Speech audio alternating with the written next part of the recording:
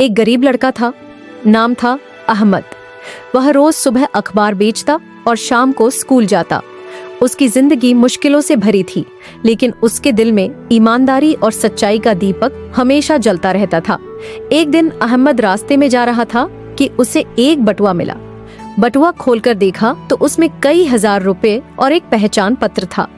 एक पल के लिए अहमद ने सोचा कि ये पैसे उसके बहुत काम आ सकते हैं।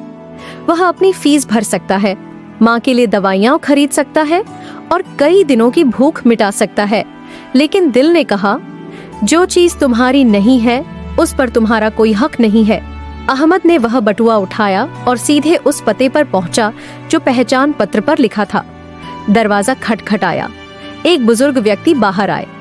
अहमद ने बटुआ उनके हाथ में दे दिया। वे हैरान रह गए।